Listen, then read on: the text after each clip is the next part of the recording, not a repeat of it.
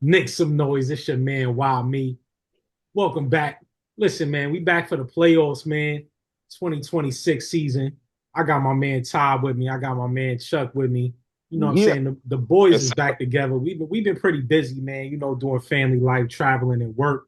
But we get together every now and then, talk about our squad, man. And it's Come it's on, about the man. right time Tis the for it, season. man. Chuck, how you doing? I'm great, bro. How you doing, man? Hope y'all Man, I'm boys doing good. well. Man, I'm good. Ty, what's going on, Ty?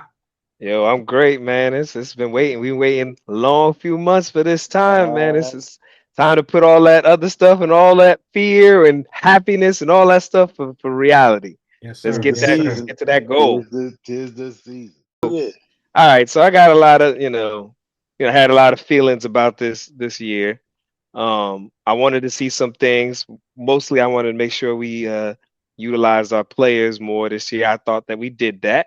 Right. Um, I did see a lot of confusion at some times. I saw a lot of growth. I saw a lot of pain. I saw a lot of Hey, you know, I saw a lot this year. But So I I will say tell it's a you lot of this. pain. Um, one of the best, my best moment, and some of y'all you know already, is that NBA Cup being able to go. I was in the building. It was Yeah. like yeah, it yeah. was Yeah. crazy. Like it was weird because we as Knicks fans, we never been to something and at the end we won. So Right, for fans there, we was all looking at each other like, yo, we don't even know what to do right now. We can't right. even Exactly. be Exactly. celebrating because we in We've real been chip. talking about this for years. Yeah. So like it was Exactly. weird. Like we weren't even like, yeah, it was everybody was like, it was almost like a funeral. We're like, yo, we really don't know what to do right now. Like it's weird. But it was great to see how they all came together and you saw how the experience that they had when they need to dig in, Yeah. Mhm. they were able to put that run together. The way we were being constructed, right? hmm hmm Do you think that we needed to make any additions? Not saying that you don't like or dislike the additions hmm that we made, but at hmm that looking at that particular team, did we have enough to go all the way? I think we did Foreseeing need. foreseeing Tatum coming back. Mm, that's a good point. Um, I do think that we needed some defensive. We did need one more defensive player because I know the reason why we won that game in against the Spurs is that OG shot that first half, man, that man hit everything. Yeah. But what ended up getting us back into it for real at the end was our defense. So I know Kolek was And locking it so, down. yeah, Kolek, right. So it's like, do we expect Kolek to be able to do that on a consistent basis? I love Kolek. Y'all know that. That's my guy. Right, right. Um, so I did think we needed some kind of defensive, like some kind of defensive help to be able to get us against certain matchups, right? Hmm. But do I think we could have won with that team? We could have won with that team without making any moves. Yeah, I think we could have actually. Um, Especially Mitch, man. Mitch, That dude there's that dude there's amazing, man. He's he's amazing. amazing. He's a He unicorn, really is bro. amazing. He's just So one. I did like how they played. I hated after, and we knew we were gonna have that lull. I mean, it was just terrible. But what I really appreciate about them is every time the Knicks have gone through some lulls, they have some stupid players only meeting, which I don't think is stupid. I do get it. Whatever they need to do to get locked in, they can do it, and we've Yeah, seen it. they're proving that they can do it. That's a good transition. So Well, what but do you think? but now, man. I mean, to be honest with you, it's crazy, and it's crazy to say, but any other year besides this year, hmm we would think that this team is great, doing well, like the way hmm they moving, great hmm direction. hmm We go on 9 game winning streak, 7 game winning streak. If somebody told me we would win 7 out of 10 every hmm 10 games, I'll be cool with that. Yeah. Right, In any other year, right. but for whatever reason, this year, what everybody said, it's finals or bust. hmm It just seems like there's more. Not only is there more pressure, but it's like it's more ridicule. It's more ridicule that we're good than when we Right. suck. Right. Well, the ridicule for me is always going to come because we haven't won a championship yet. The ridicule is always going to come. Any high that we have, we're going to celebrate. Okay, but You know check this out. Hold on. Okay. So check this out. I saw something today. I think it was saying like was it 2011 or whatever year it was showing our playoff roster starting lineup, right? And the starting lineup was Elfrid Payton at the point, my young boy from Duke at the 2. Duhon? No, RJ Barrett. Oh, RJ. Oh, you're talking like 2019. Look, Bullock the at bubble. the 3. Look, Bullock at the 3. That was yeah. Randall at the 4. Norris Noel at the 5. Yeah. Right. That was when we played Atlanta the first time. My point exactly. But check this out. We didn't complain about that roster like we complained about this roster. Right. Who didn't complain about that? Come on, bro. No, and I think it's because of it might be because of the expectation. It's expectation. I feel like Knicks fans complain about every roster. Knicks fans complain about every roster. Don't forget it was years. Knicks fans complain about everything that has not won us a championship. Everything that has not won us a championship, Knicks fans complain about that. Yeah, no, but it was the most monumental turning point and win. We're the most clutch team in the league. We're the best fourth quarter team in the league. As far as like during the season, is there a point in time where you think maybe we could have possibly put the rest of the league on notice, or all those cliche statements that people make about good teams after we went 2-9, and the play-in as well. I mean, not the play-in, what's the tournament? Right. Mm-hmm. I think the tournament. I believe the play-in tournament, with the exception of Josh Hart. They tried to downplay it, because when we win it's just a tournament. Right. I mean, other cats win it. They got banners and doing all this stuff. We went, they better not put no banner up with it. Just a mid-season tournament. Nobody. Yeah, okay. Mm-hmm. You know what I mean? But in the back of their mind, they were like, yo, they for real. They just beat Spurs. All right, so I'm gonna tell you what I thought the turning point is. I know I had to go look at the date, and I thought it was like a day after my kid's birthday. That's why I remember. It was the game against Brooklyn. Remember, we won 120-66. Yeah, and we just went 2-9, right? Remember, we couldn't do nothing. Next thing you know, we went into All-Star break. We had won. I'm just looking at it like straight. We beat Denver. We beat the Lakers. We beat we had a slow start. Houston. We had a whole. We usually handled Denver. But there's the fact that we had looked so bad, and I was like, "Yo, we gotta," and so they. That was right after the play, and I think it was big. Yep. Yeah. I think if we didn't do that, like, I don't know where we would have been. Like, they needed to see us be able to turn it on and play defense, and that is actually from that point on. If you look at it, we were winning games because our offense was great. Right. But since that point, if you look from then till now, we were top 3 defenses in the league. Yeah, top. I mean, I feel like we top 5 on both sides of the basketball.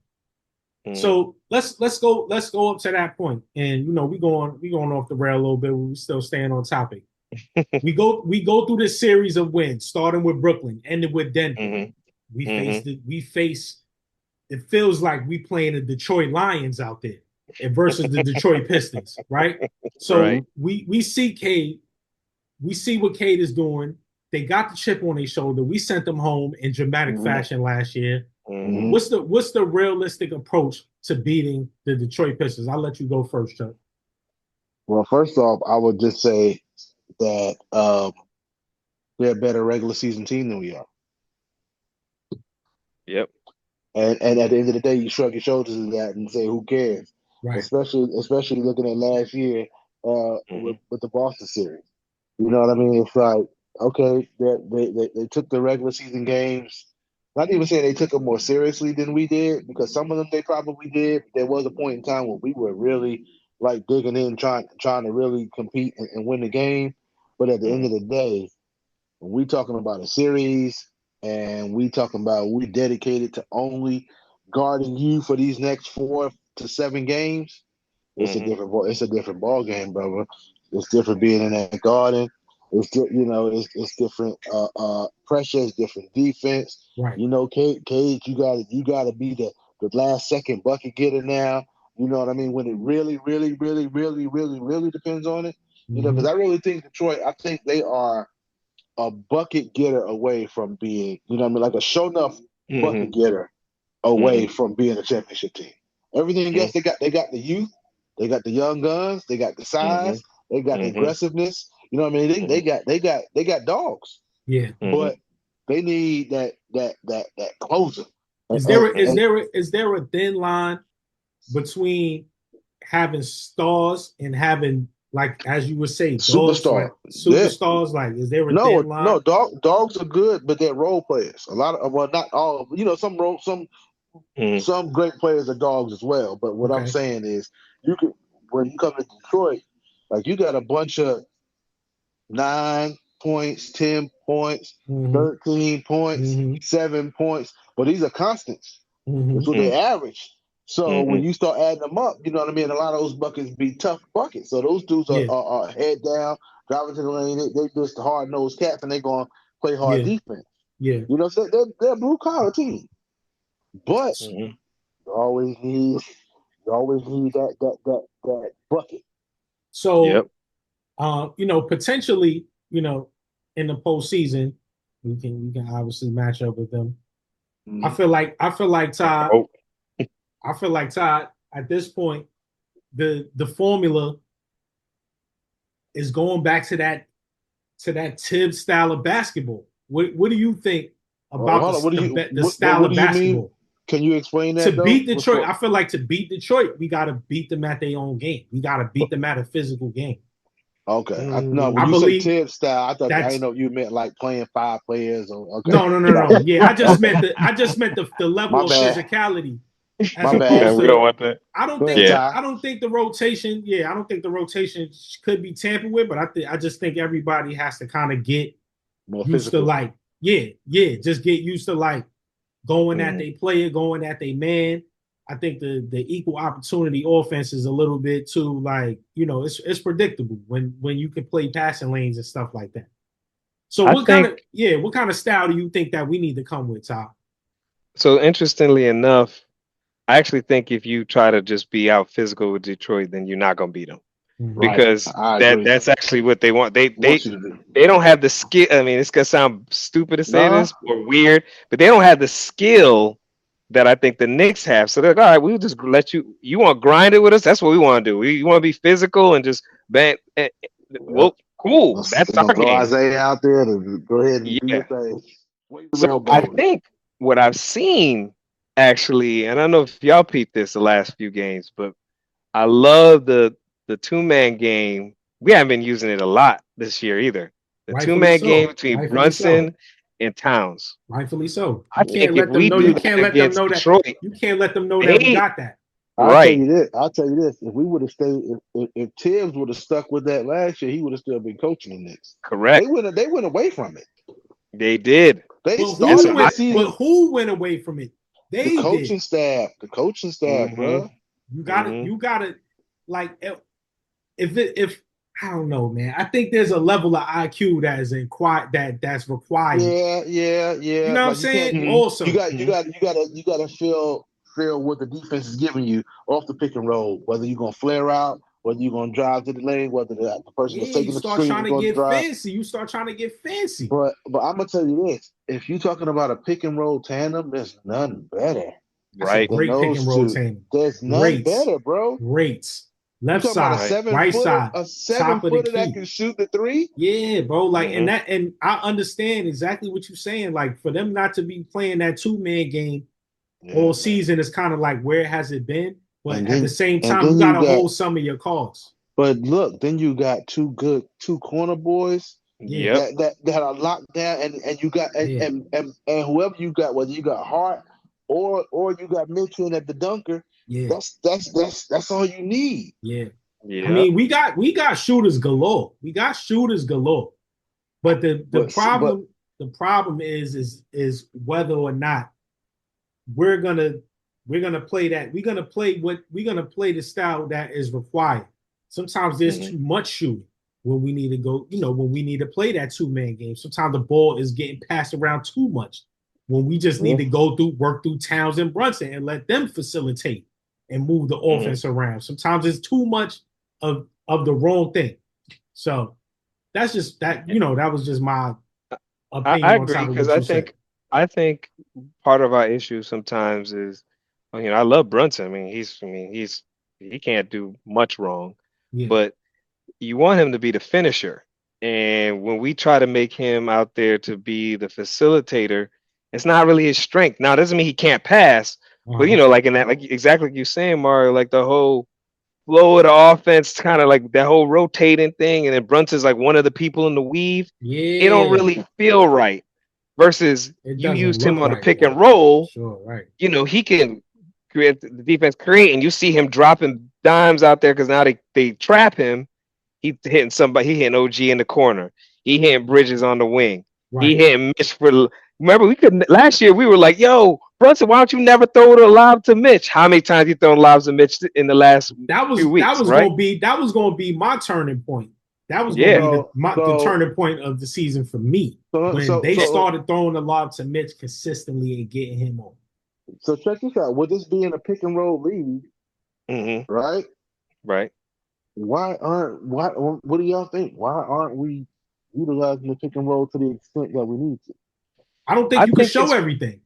That's my point. That's my personal point. I mean, you got to show it a little bit so that you can get proficient in it, I think. Right. You can't just you got two bona fide scorers. Like how difficult is it? It's like playing an all-star game. I don't know, bro. If you're not practicing it, right. It's still like I gotta. Yeah. You gotta figure out how I play off you. Like, when do you pop? When do you roll?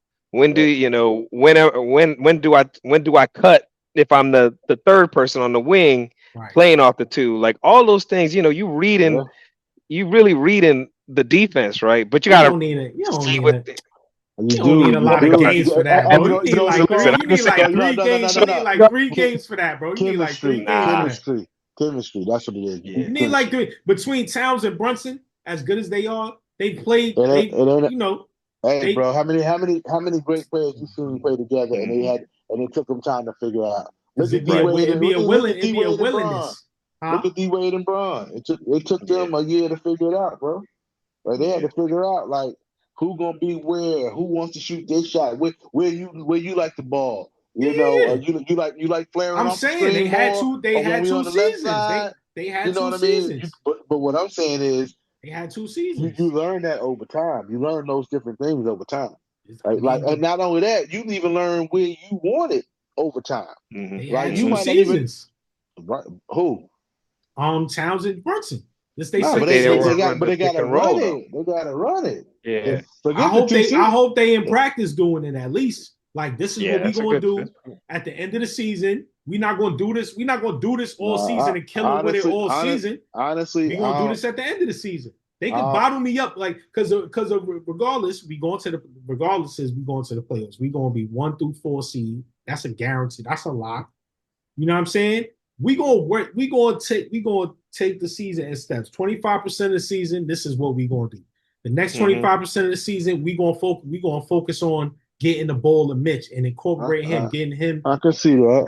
Whatever. The next 25. But they ain't pulled it out the bag though. So I'm gonna have to respectfully disagree. I saw it a lot.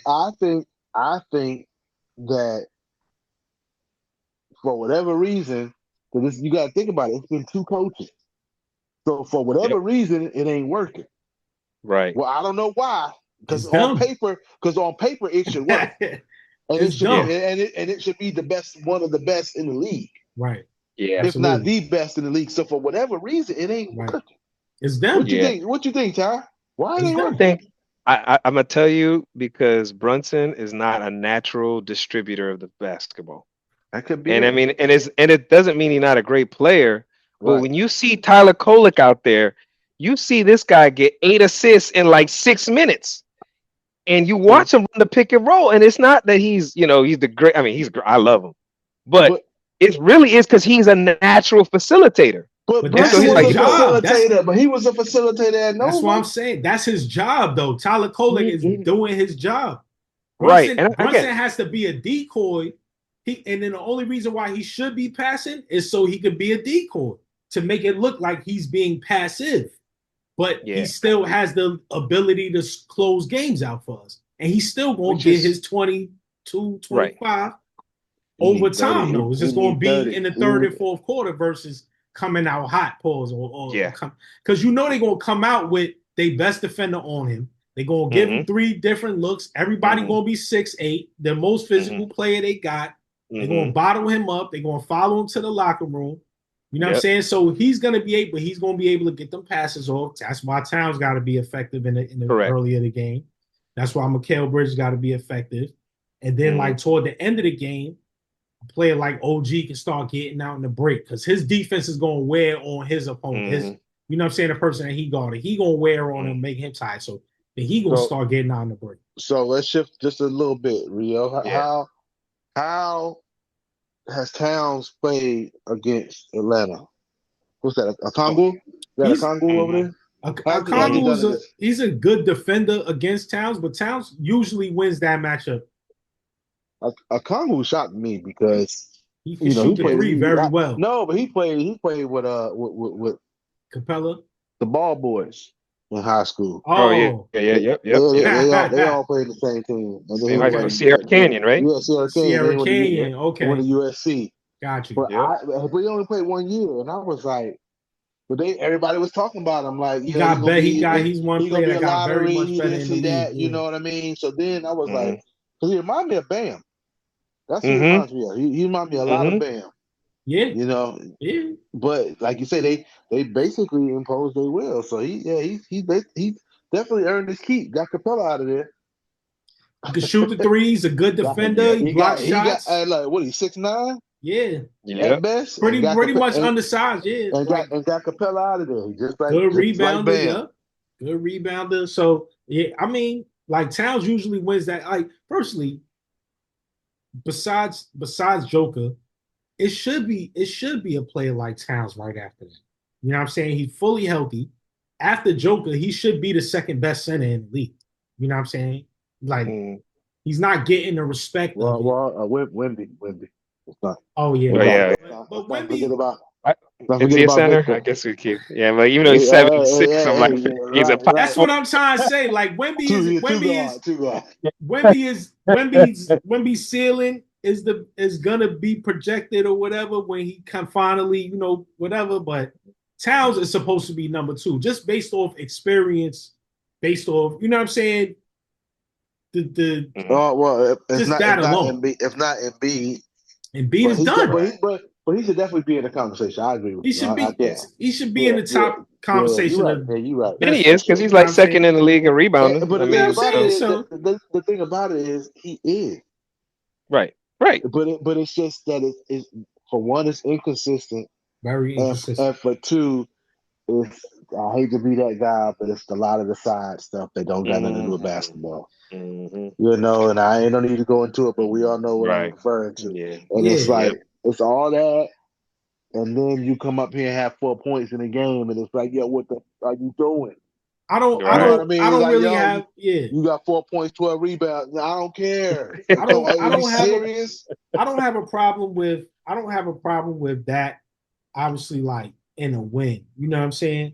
But there are times where you always want to see your best player being the most aggressive. You know what I'm saying. You always want to see that. So I get what everybody's saying. Like, there shouldn't be instances where you disappear in the game, or you're not, you know what I'm saying? If you didn't come to play, it's gonna show. You know what I'm saying? It's gonna show, and people are gonna have criticism about it. But you don't want it to become personal about nobody. But at the same time, you putting up numbers like that, right? Scattered, and you're an all-star. Exactly. That's unacceptable. So that's right. So not only is it unacceptable, outside of that, you balling. Like, stop having the mental lapses, and it's a wrap. And we number 1 in the East. Right. I was saying this last year. I was like, if I was in the front office of the Knicks, I probably would have done the same decision with the coaches too, because I'm bringing you this talent and you're not playing them. And so it seems like we don't got a bench, but all of a sudden, guys are getting hurt, or in like the Indiana series when we had to play Shaman, who was on the team. Now he's hitting shots. You're like, oh, he was on the team the whole time. Why weren't we playing him? Right. So this year, right, I get it. So it was like Mike Brown understood the assignment, was like, I need to play guys. But I'm also feeling, if I'm the front office, I'm frustrated because now I gave you, I think this is the deepest team we've had. And I got a menu of different players. It's like Cheesecake Factory, right? I got a lot of different sheets. I don't know. It depends on the day. You got so much stuff to choose from. Sometimes you got too much. Gotcha. Yeah, so much. Sometimes you got to have too much. Saying. So maybe you need to spend your time this year to figure out, based on this type of team, this is when I'm going to use this type of player. That has been my biggest frustration with Mike Brown. Like the game against the Celtics. But what if he had to do that? What if he had to do just what you just said? But here's the thing though. Like, here's my thing, Chuck. So it's not that I don't mind him playing the play. I actually like that he played all the players. But my problem with him is that he took the whole season and realized that this player, we all watch them. We watch them every night. Right, we know this player is good for this situation.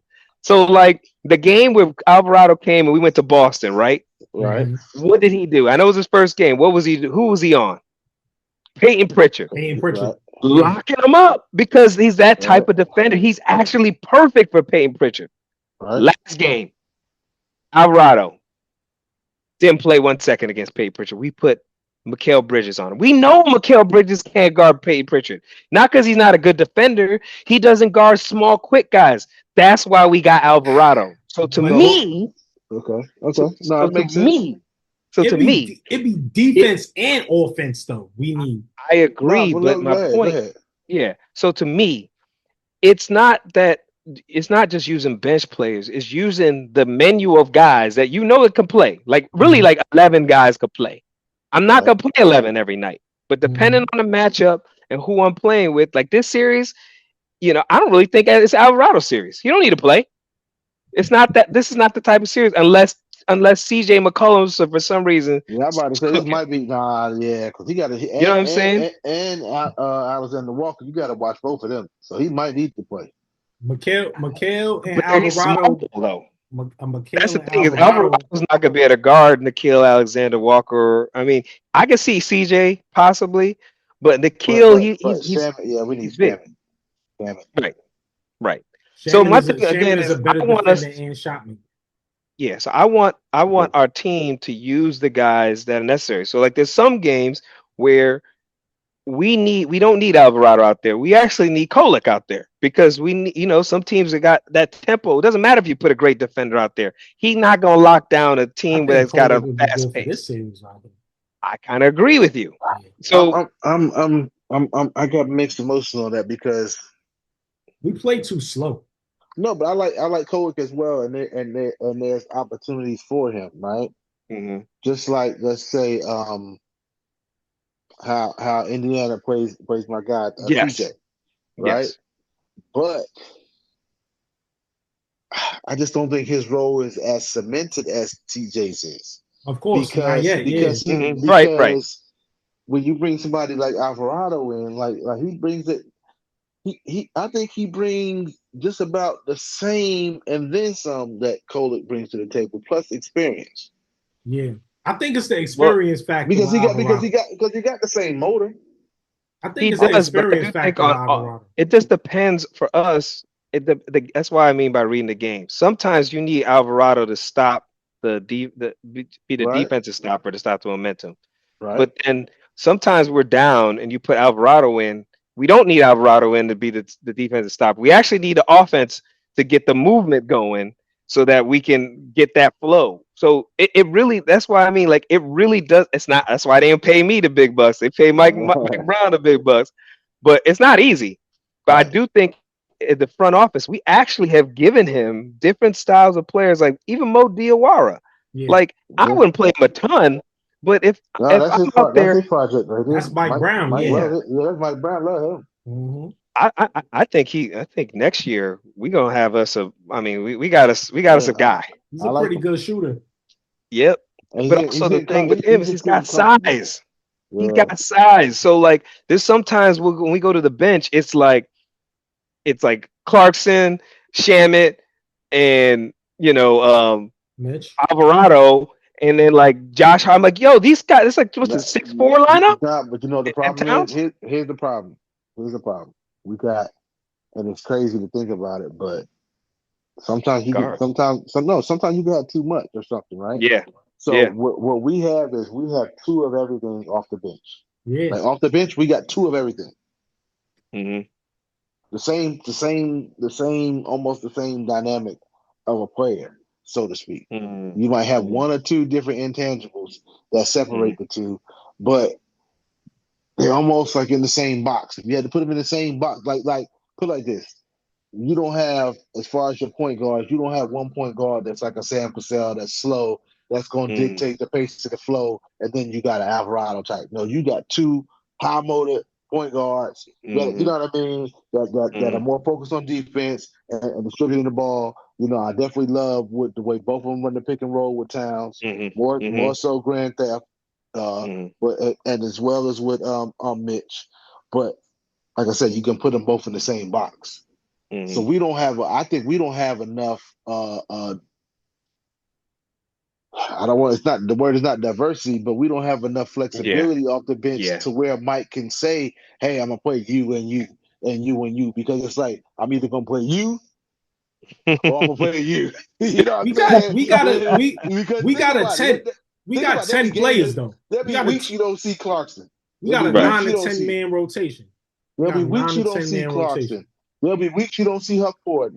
There'll be weeks, you know what I mean? And it's just because they're too alike. Yeah, I mean that's fair. That's fair. I mean, we got to. I just want to make sure we don't. Yeah, I just want to make sure we don't. To your point, like I know he got guys he likes. Yeah.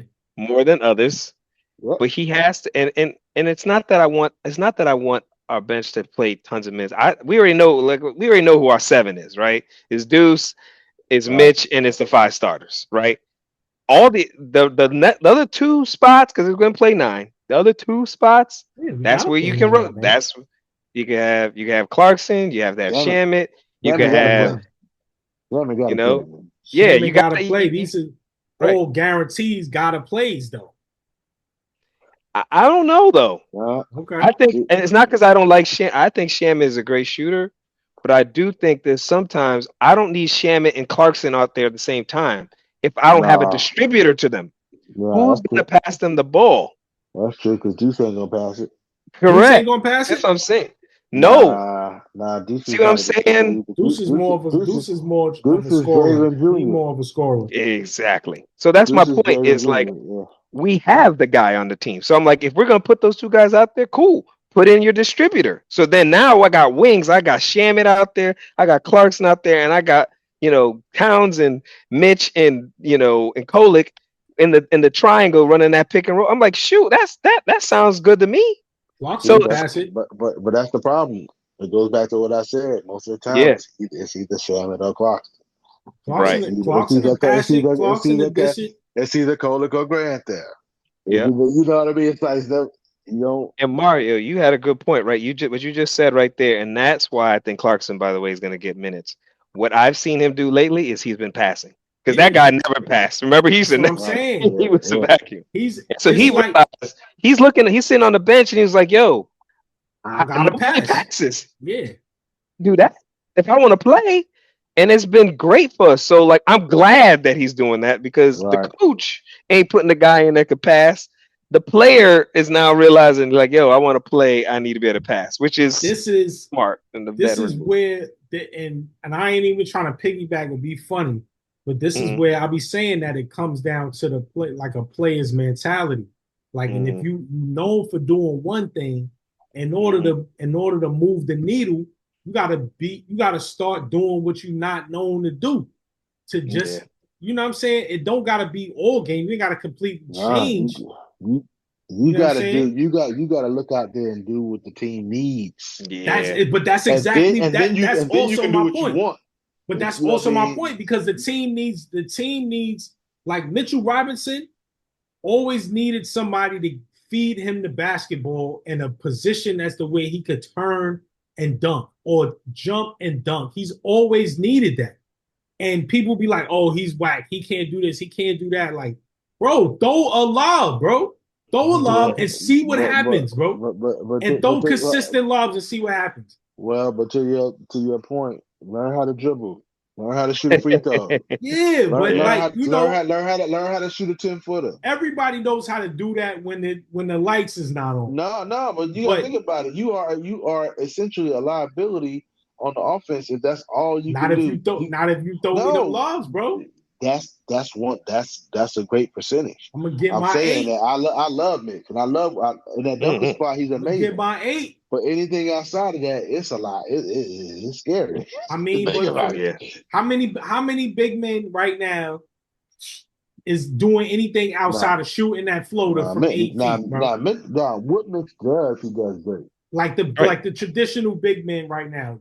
Mitchell Robinson's. No, you got a lot. DeAndre Ayton. You got a lot that can shoot at least a 10-footer. Let's not say that. Yeah. You got a lot of bigs that shoot. Most of the bigs can shoot a 10-footer. To be honest with you, it's an anomaly not to be able to shoot a big. It's a flip flop. My whole point is that somebody's telling him not to do it. As a coach, I'm telling you to do it. No, you do it once a game, bro. Shoot 1 10-footer a game. What's wrong with it? You're getting 8, 9 offensive rebounds. He probably should. He don't want to shoot. You getting 8, 9 offensive rebounds. You getting extra possessions off the rip, bro. You getting blocks. You getting steals. What was that last year? That he was working on? You earned a 10-footer in the rhythm of the season off, bro. Shooting like 1 a game, and then he stopped. Right. He stopped again. That's what I'm saying. Yeah, he started last year. It's the player, bro. Like, because personally, I'm grabbing my nuts, bro. I'm like, yo, I just got 8 offensive rebounds, bro. Give me this right here. Look, before I gotta go and get on this daddy duty. Who y'all got for game 1? Oh, I think the Knicks got game 1. I think it's gonna be tight for first 3 quarters, and then I think fourth quarter. By the way, that's the other thing I was gonna say for this message we on is this year our fourth quarter we are the best in the league. Yeah, and last year we weren't. Yeah, and last year we weren't. And so I think I think we're gonna see a difference this year. You know why? Because they're not as tired. And I think this gonna help us in the playoffs. I think it's gonna be close. Atlanta's it's gonna be a close game in the third, fourth quarter. Wrap it up. I think we win by like 8. I think we win this first game. Game 2 is gonna be different. It's gonna be interesting. Yeah, okay. I think we win this first game. I think we might even come out like a little flat like we normally do. But second, third quarter, control the game. Fourth quarter, just keep them off our back. I think if there's any game we're gonna lose, it's gonna be either game 1 or game 2. Okay, I agree. I think game 2 is the one I'm worried about. I'm looking at a 6-game series. Well, I think Knicks in 5 though. Regardless of what happens game 1, I'm saying Knicks in 5. I love 5, but for me we going 6. So like, whenever y'all really want to rock. No doubt. The playoffs, bro. Let's go. Listen, bro. This is the count. Man. This is the countdown, bro. This is the countdown. We got. You know what I mean? We got 28 possible games, bro. Listen, man, we need to at least let's try to get on at least once a week. You know, see what happens these first couple games. Get back on get some recaps. So like we could let game 1 and 2 rock, and then we could do a pre-game 3. Yeah, no doubt. Rock. Something like that. Yeah. All right, let's go. Chop it up, bro. Hopefully it'll be 2-0 by then. Yes, sir. That's what I'm hoping for. I love to be wrong. 4-0. Let's get this sweet. See what kind of sound bites I can get out of this, man. We gonna pick it up. You know what I'm saying? Once the Knicks is 2-0 in the first round of the playoffs 2025-2026 season. This is Knicks Some Noise, man. You know what I'm saying? We getting back in the groove, so pardon us, man. We was just chatting a little bit, but I got my man Chuck here. I got Ty with me, man. You know what I'm saying? The old heads is back. Yes, sir. Salute, brethren. Knicks Some Noise. We out.